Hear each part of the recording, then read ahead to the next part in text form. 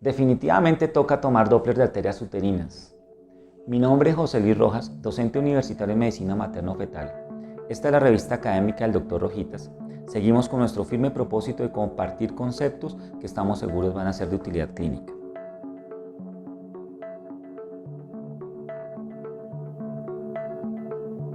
El día de hoy vamos a hablar del escenario clínico del Doppler de arterias uterinas. Empecemos por recordar que desde el punto de vista fisiológico, la circulación pélvica de la mujer no embarazada y del embarazo en la primera parte del mismo se caracteriza por ser de alta resistencia. A medida que progresa la gestación, esta resistencia va a disminuir con el ánimo de aportar los suficientes nutrientes al feto en crecimiento. El responsable o la responsable de que este proceso suceda de manera adecuada es la placenta. El Doppler de las arterias uterinas nos permite establecer si este proceso va a suceder de manera fácil, ¿cierto? Por eso es el Doppler de las arterias uterinas del primer trimestre, o si este proceso se va a suceder o sucedió, de manera adecuada en el Doppler del segundo trimestre. Teniendo en cuenta lo anterior, es importante entonces considerar el Doppler de las arterias uterinas como un elemento importante para la gestión del riesgo de trastornos de la placentación, preeclampsia y o parto pretérmino. Empecemos por decir lo siguiente. Primero, ¿a quién le vamos a hacer el Doppler? En condiciones ideales, el Doppler de las arterias uterinas debería realizarse a la población general. Soy consciente que son escasos los estudios que justifican esta manera de trabajar. No existe evidencia sólida que permita o que nos oriente a utilizar el Doppler de arterias uterinas en la población general. Sin embargo, también soy consciente que dichos estudios tienen diseños metodológicos que nos impiden llegar a estas conclusiones. Resumiendo, desde el punto de vista biológico es plausible tratar de utilizar una prueba que me va a demostrar uno de los principios fisiopatológicos de los trastornos de la placentación. Segundo, el Doppler, cuando se realiza a la población general en el primer trimestre, ¿cuál es el objetivo? El objetivo es tratar de determinar los árboles vasculares susceptibles. ¿Qué quiere decir eso? Es decir, resistencias vasculares tan altas en el primer trimestre que así llegue la megaplacenta, va a ser difícil que esta resistencia baje y pueda satisfacerse las demandas del feto en crecimiento. Esta es la razón por la cual el Doppler de las arterias uterinas del primer trimestre no es tan bueno y requiere de otras ayudas para poder predecir los trastornos de la placentación. Tercero, el Doppler de las arterias uterinas del segundo trimestre. Este Doppler se debe realizar en condiciones ideales entre la semana 18 a 22. ¿Qué es lo que estamos mirando acá? Aquí lo que estamos mirando es si el proceso fisiológico, ¿cierto?, de cambio de resistencias se sucedió de manera adecuada. Esta es la razón por la cual este Doppler tiene una sensibilidad y una especificidad un poco mayor que el del primer trimestre. ¿Por qué? Porque ya va orientado a buscar el problema, la génesis de la preeclampsia. ¿Cuál es la génesis de la preeclampsia? De los factores, de los trastornos, de la placentación.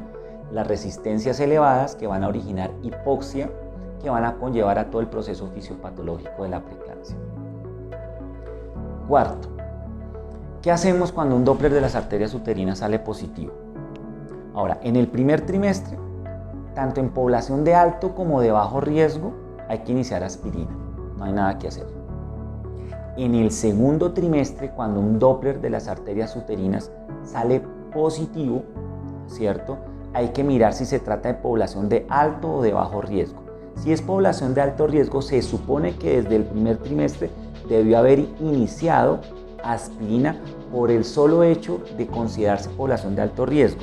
Y si a pesar de estar con aspirina tiene el Doppler alterado en el segundo trimestre, es aquí donde surge la posibilidad de utilizar enoxaparina, heparinas de bajo peso molecular. Esta situación actualmente es motivo de debate en la literatura. Hay estudios diversos que muestran diversos resultados sobre la implementación de aspirina y ASA en población de alto riesgo con Doppler de arterias uterinas positivo. Seguramente vamos a tener que hacer muchos más estudios para poder llegar a una conclusión sólida respecto a este tema, pero hoy por hoy, digamos, es un escenario que se puede implementar, es un escenario que, aunque es cuestionable, está puesto para poder mejorar la probabilidad de desarrollar un trastorno de la placentación a corto o mediano plazo en población de alto riesgo con Doppler de arterias uterinas positivo en el segundo trimestre. Si la paciente era población de bajo riesgo y tiene el Doppler de las arterias uterinas positivo en el segundo trimestre, es aquí donde surge la posibilidad a esa señora iniciarle ASA, aunque para muchos el inicio del ASA en el segundo trimestre, entre la semana 18 a 22, ya es tardío. Hay un grupo de investigadores que considera que el ASA sigue siendo útil incluso iniciándose hasta tan lejos como la semana 26 a 27. Tercero, es importante determinar qué hacer desde el punto de vista clínico cuando el Doppler de las arterias uterinas sale positivo. Y es aquí donde se acuña el término búsqueda activa de preeclampsia. Si usted tiene un Doppler de arterias uterinas positivo, esa paciente tiene riesgo de tener preeclampsia, ¿cierto? Y hay que comenzar a tomar unas medidas para buscar la enfermedad. Y en eso es donde falla muchas veces el control prenatal. Nuestro control prenatal se ha dedicado a ser reactivo y no es proactivo, no busca el problema. ¿Cómo buscamos el problema? Toma de tensiones arteriales periódicas, en mi opinión diarias, ¿cierto? Saber interpretar, pues la tensión arterial también es importante, pero eso es motivo de otra charla. Vigilar el peso materno.